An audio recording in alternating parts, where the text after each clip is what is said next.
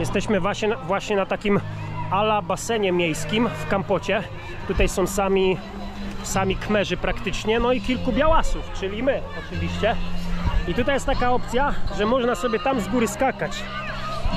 No żeby skoczyć, trzeba sobie wynająć, ale nie da się tutaj być i stamtąd nie pierdzielnąć, dlatego my już z Pawłem skakaliśmy, teraz namówiliśmy dziewczyny, widzicie ten strach w jej oczach? Co? Ekscytacja! To jest jeszcze taka zjeżdżalnia, którą się na końcu wyskakuje, ale niestety jest nieczynna, szkoda, bo ja zawsze chciałem na takiej zjeżdżalni zjechać. No ale trudno, pocieszę się skokami z wysokości.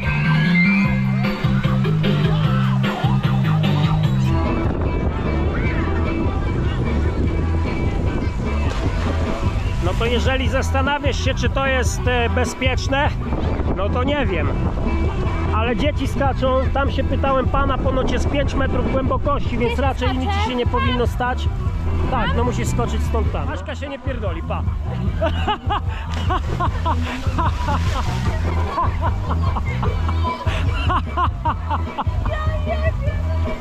No Aśki nie trzeba było 2 razy namawiać. Boże, moja dziewczyna odważniejsza niż ja. No to hop.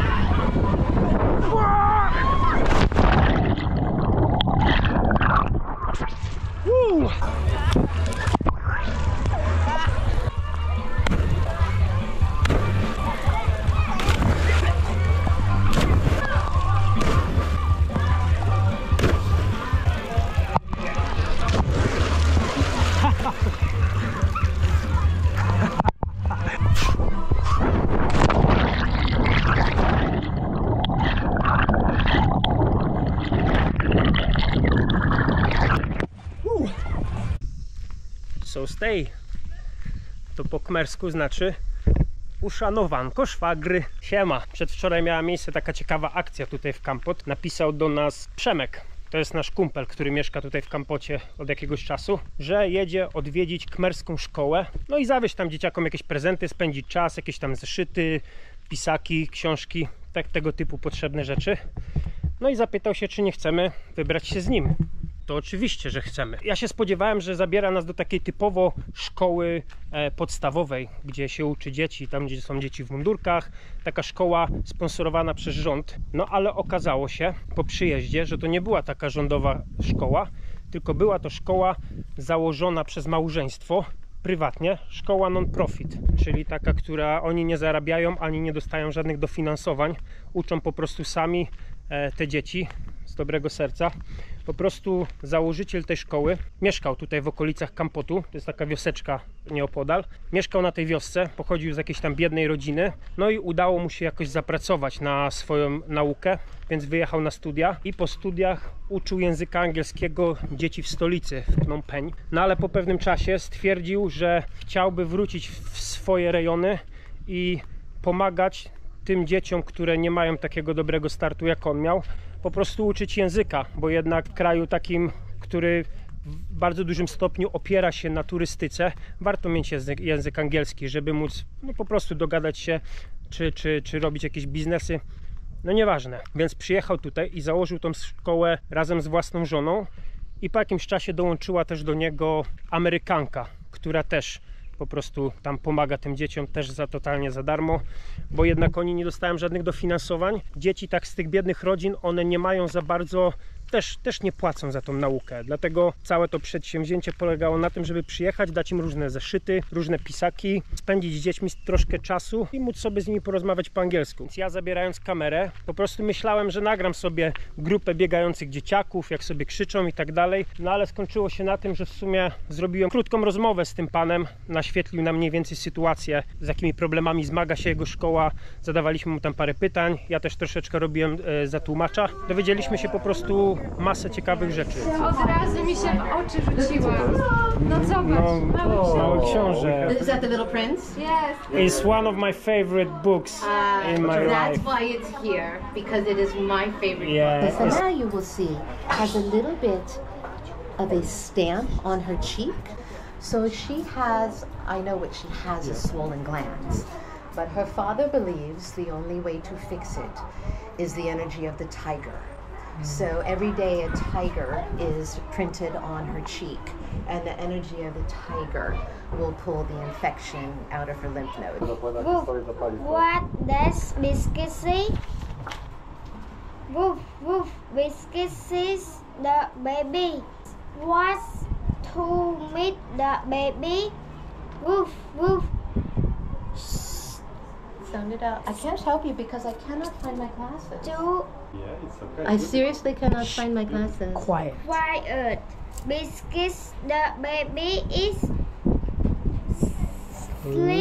sleeping. Well, I am a countryside boy who is It'll be easy. born in Kampot province. So Kampot is my hometown, and I then studied law at the same time, working and then studying at the weekend. So I'm also a lawyer by profession.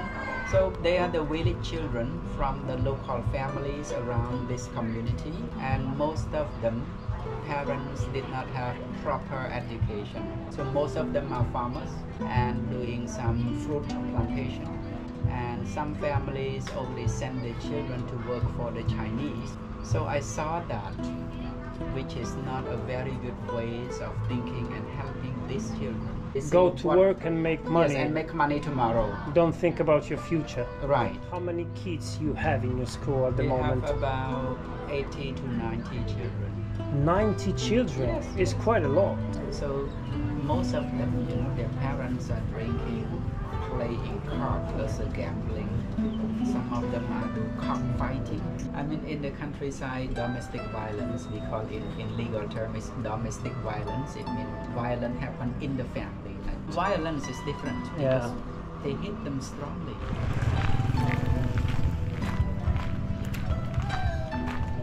Yeah, so this is where Janet, our young teacher, she teaches here. Okay. I mean, I started from nothing, so at least I built something. Yes, There is of no course. proper wall, there is no proper table. course. But when your friend Understandable. asks what else we can help in the future, I mean, for us, some more structure so that we have a proper wall or whiteboard for the children also, that would be very helpful. Mhm. Chcesz, Patryk, coś? No to jest sklepik. To jest sklepik, w którym dzieci mogą sobie coś kupić. Student, this is the youngest. Youngest the one. smallest kid. And look at here, I started with only 5 students. And then there are just more and more coming together, so I need to take out the walls and extend it. This used to be my kitchen. So then I break it and then make it for them to start. Okay. How much wood would a woodchuck chuck if a woodchuck would click on that? So, do you have any questions? These are our most advanced English language students. Okay. Do you like this school? Do you like go to this school? That's school? Please answer his question. Do you like this school, Yes. Janea? Yes, I do. Can you tell him why? Yes. Because I want to study English with this school, and I think it's very comfortable and near the river. It has a library. We can read books. But I'll tell you. Are you ready? Rockstar Janea will do it next week. Peter Piper picked a peck of pickled peppers. If Peter Piper picked a peck of pickled peppers, where's the peck of pickled peppers that Peter Piper picked? I taught your mom that. Żeby nie było, że ja tam poszedłem tylko po to, żeby był odcinek. Ja wziąłem ze sobą kamerę. Chciałem po prostu nagrać szkołę. Nie wiedziałem w sumie, że to będzie aż taka szkoła. No i czemu to nagrałem? No bo w sumie może ktoś, kto to obejrzy, będzie chciał przyjechać do Kampotu kiedyś i nie wiem, może ma poczucie czegoś takiego, że chciałby pomóc. Dzieci w tej szkole potrzebują często takich rzeczy jak pisaki, kolorowanki, książki, najlepiej z obrazkami. Takie rzeczy, bo oni nie dostają żadnego wsparcia od ludzi. Po prostu uczą za darmo te wszystkie dzieci. Jeżeli są jacyś rodzice, którzy mają pieniądze, no to oni coś tam zawsze dorzucą, ale raczej robią to za darmo. Wiesz, jeżeli przyjedziesz tutaj i chciałbyś może coś pomóc, bo taki zeszyt to nie jest duży wydatek, oni są bardzo chętni. Tam pracuje też taka pani Amerykanka, która mówi, że po prostu nawet przyjechać do tych dzieci żeby oni sobie mogli poćwiczyć angielski, porozmawiać z barangami, takimi jak my, bo są tutaj też takie szkoły dla dzieci od państwa, ale tam jednak to nauczanie języka angielskiego jest bardzo małe. Ja byłem no, zaskoczony tym, co widziałem, ale cieszyłem się, że mogłem tam z nimi po prostu spędzić czas. One nam pokazywały, jak się uczą, co już umieją, zadawali nam pytania ci starsi uczniowie, bo oni już tak nieco po angielsku gadają, także no ciekawa przygoda. No, a ja teraz jestem na rondzie Duriana. Kupuję sobie u pani tutaj takie bułeczki, sprzedaję różne, no po siłowni, żeby zjeść jakieś szybkie śniadanie, bo no jadę do Rysia, bo naszła nas oczywiście ochota na pierogi, a że nasza wiza się tutaj w sumie kończy w Kambodży, to chcielibyśmy sobie jeszcze raz je zjeść wspólnie, gdyż jesteśmy strasznymi fanami. Okon Tiran, okon. No takie śniadanko na dzisiaj musi wystarczyć, gdyż wieczorem i tak będzie porządna kolacja, no bo czemu nie? A jest tak gorąco, że ze mnie po prostu ciurkiem pot leci, więc jak mam możliwość przejechania się po prostu skuterkiem po mieście, to z przyjemnością to robię, bo to troszkę ochładza i teraz po prostu jest przyjemnie. Ale uwierzcie mi, jest gorąco, tak ultra gorąco. I tutaj jest pani, która robi coś, co ja osobiście też bardzo lubię. I to są takie banany w cieście. Nie powiedziałbym, że to jest zdrowe, bo to oczywiście jest na głębokim tłuszczu robione i to ciasto, zakładam, też ma cukier, bo jest słodkie. Ale ja to bardzo lubię, dlatego kupię nam do kawki jeszcze. Sostej. Pram. I jeden taki bananek kosztuje złotówkę, czyli 1000 riali. Ja wziąłem od pani 5, czyli pram, i zapłacę za to 5000. Okon Tiran. Więc myślę, że już chyba mam wszystko na dzisiaj. Proszę. Nie idę do kościoła. Proszę, tu każdy zaangażowany. Asia już breakdance'a robi swojego. Bo to nie jest tak, że pierogi w Kambodży to jest takie jak pójście do restauracji, dajcie pierogi, to jest przedsięwzięcie, wydarzenie. Rytuał. Każdy jest zaangażowany, Rysiu też jest zaangażowany, pomaga. Dzisiaj będzie do pierogów. jeszcze. Dzisiaj będzie do Pierwsze pierogów. danie. Wiesz jaka zupa? Ogórkowa. O nie. Na śmietanie kokosowej. O, masz. No to dzisiaj... To ja teraz troszkę żałuję, że kupiłem sobie śniadanie, bo kurde, szkoda miejsca w żołądku tak na to tracić. No to nic, ja tym razem nie będę tego nagrywał, gdyż już takie coś mamy, ale wierzcie mi na słowo, będziemy dzisiaj mieć ucztę. Pierwszy etap robienia pierogów mamy już za sobą, czyli czekamy, aż nam wszystko wystygnie, bo pokotowaliśmy, więc korzystając z okazji przyjechaliśmy sobie na zimnego kokosa. A my zawsze przyjeżdżamy tutaj do chłopaków, bo oni mają najtaniej i ich kokosy są zawsze zimne. Bo na przykład w mieście za jednego kokosa potrafią chcieć 4 zł, a tutaj normalnie kosztuje 2,5 zł, 2,5 tysiąca riali. I tutaj są naprawdę zimne, więc my codziennie po siłowni, kiedy jedziemy do domu, się zatrzymujemy tutaj u chłopaków. No i wiadomo, jak każdy rytuał ma pewne swoje prawa, które muszą być zachowane, żeby wszystko się udało jak należy. W każdym sklepie lokalnym można dostać takie rurki, to są takie słodycze do kawki, że sobie możesz kupić. Taka ciekawostka, wam pokażę. I tutaj pan w domu, to tutaj gdzie jest sklep, wszystko się znajduje, co można kupić.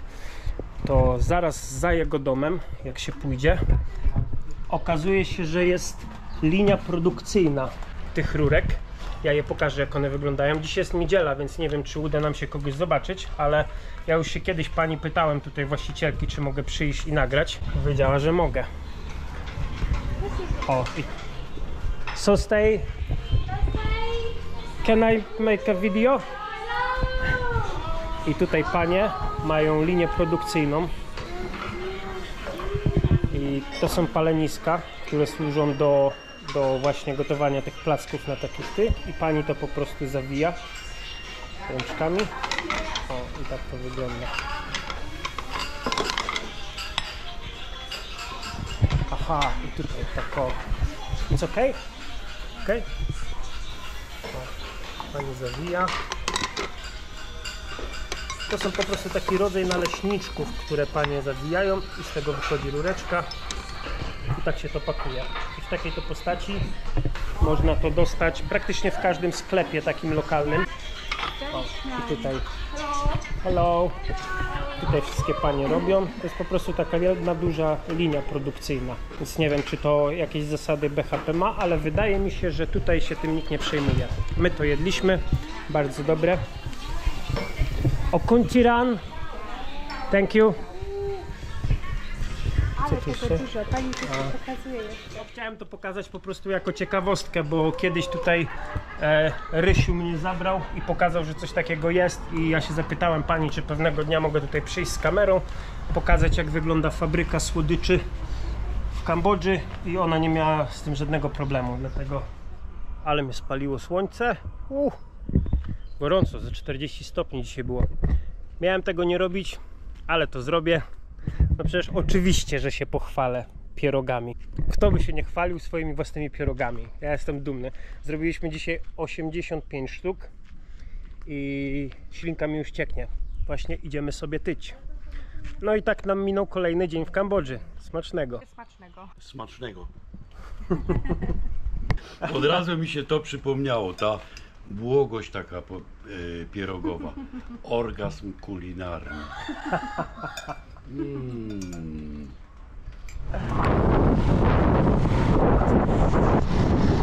Do jutra mamy wizę,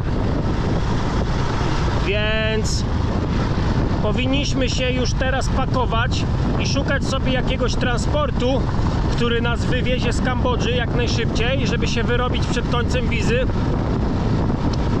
No ale my zamiast się pakować i robić to, co powinno się i należy robić, no to my znowu na wycieczce motocyklowej. A jutro na złamanie karku będziemy wszystko ogarniać i zalani potem będziemy biegać i szukać ratunku. Ale nie ma jutra.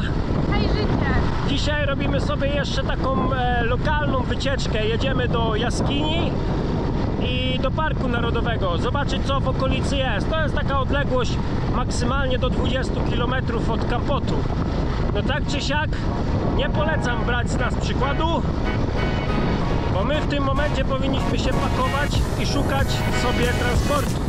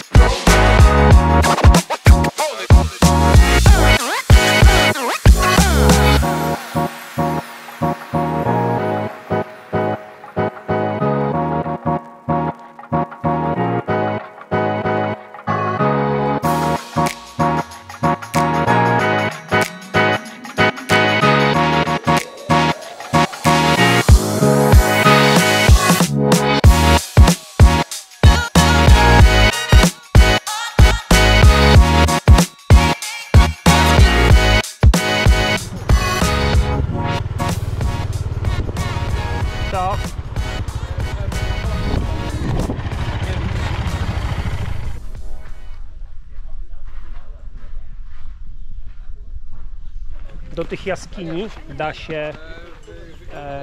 da się wejść i można sobie wynająć tutaj przewodnika, ale z racji, że już Paweł tutaj był, więc nas oprowadzi, bo to jest taka jaskinia, w której można zabłądzić. No ale tak czy siak, jest to 16 km od Kampotu tak naprawdę, więc bardzo bliziutko. No tam są chłopaki, zaproponowali, że możemy sobie od nich wziąć przewodnika, a jak nie chcemy przewodnika, to mają grzyby magiczne. Może się komuś przydać ta informacja, wiecie. No jak to bywa tutaj, wszędzie można kupić sobie zimne picie. W każdym takim miejscu można sobie kupić wodę, żeby się nie odwodnić. Tutaj macie piękny widoczek na pobliskie okolice i góreczki. bo my teraz wchodzimy po schodach do góry i będziemy schodzić po prostu jaskinią, będziemy schodzić w dół do samego dołu.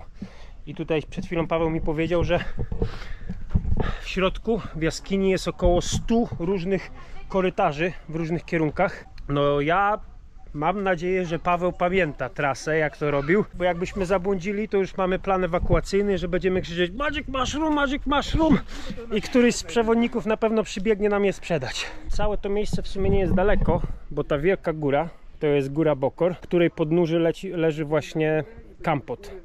Więc to jest bardzo blisko, jak się okazuje. Wejście tutaj kosztuje 5000 riali od osoby, czyli 5 zł, żeby móc sobie tutaj wchodzić. O, cyrkularki się włączyły. No i tutaj jest wejście do jaskini. Mamy czołówki, ale szczerze mówiąc nie wiem, czy da się to pokazać, bo jednak kamera, której ja używam, to nie jest kamera do nagrywania po ciemku. No i to też jest częsty widok w jaskiniach, że po prostu tutaj przynoszą jakieś dary różne, nie wiem, dla jakichś duchów skał czy coś takiego. Tam są owoce, pomarańcze, woda, no i wiadomo, kadzidełka. Jest to taki dość często spotykany widok w takich tego typu jaskiniach w Azji. No i oczywiście w środku jaskini miejsce do modłów. I co to jest, jakiś ołtarz? Świątynia, tak? Świątynka, nie wiem. No jest napisane, żeby nie wchodzić i nie dotykać, no bo ponoć jest bardzo stara. Chodź Asiu, schodzimy w dół. Aha, i tu jest zejście. Dobra. To po prostu, to tak się będziemy przyciskać. Z Pawłem po prostu nie da się nudzić. Poświeć troszkę tam, o, patrzcie tutaj. Nie wiem, czy to widać na kamerze, ale no wow, ja bym tam nie chciał spać na przykład. Ja coś czuję, że... Normalnie jesteśmy teraz grotołazami. Proszę, tutaj właśnie. Tu w lewo, Asia, w lewo. Proszę. Asia, kozak. Tak, co ty? Tragedia. No i schodź proszę tam. Powolutku tu, no. No i tak się właśnie schodzi. Jesteśmy w środku góry po prostu. Dobra, ktoś wie w którą stronę? Nie denerwuj mnie. Bardzo dużo nietoperzy tutaj lata. A tu słońca nie ma. A jestem spocony. A, czyli teraz troszeczkę do góry. Wyszliśmy, nie? Na Balkan. Troszkę wpada nam naturalnego światła do środka. Ale powiem wam, jest chłodno, ale jest ultra duszno tutaj. I wszędzie czuć zapach kup nietoperzy, bo jest ich tutaj bardzo dużo. No, przygoda elegancka. Jakie kurwa pająki? Jaskiniowe. To ja nie wiem, Nie wiem, czy tu by się rysiek czy ja chcę takie rzeczy widzieć. Bardzo dużo ich lata. To są nietoperze, tak? O maś. Proszę, nietoperze latają. Nie wiem, czy widzicie. Raz z przeciwników nie zginął, nie zaginął do tej pory. Duszył się. Uciekł mi. Chciałem rękę przystawić, żeby pokazać wielkość. No uwierz mi na słowo, jest ogromny. A taki... Ja już się teraz pocę, już nie chyba z gorąca. Trzymaj kamerę. Dzięki. Tam jest w razie czego wyjście ewakuacyjne jest na górze. Tylko trzeba by się tam wspiąć, ale to już zostawcie mi.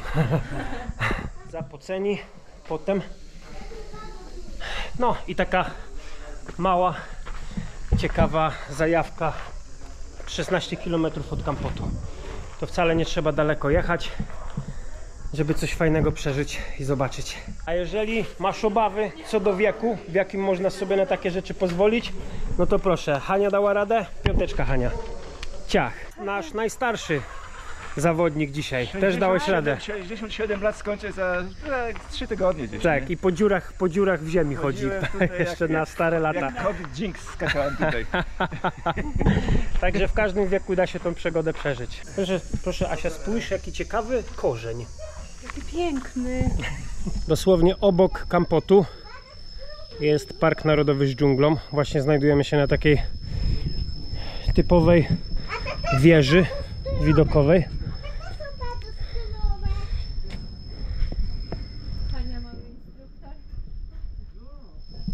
No to nic, takim akcentem na razie kończymy nasz urlopik w Kampocie, a jutro prawdopodobnie będziemy już stąd wyjeżdżać, także no teraz musimy tylko pojechać do miasta, poszukać sobie jakiegoś transportu, zorganizować się, spakować. To nie jest łatwo, jak się siedzi na dupie przez miesiąc czasu w jednym miejscu, to nie jest łatwo się znowu spakować w plecach, bo ja już jestem totalnie zdezorganizowany, jeżeli pod tym kątem. Ale takim akcentem po prostu na razie kończymy naszą przygodę w Kampot. Pozdrawiamy.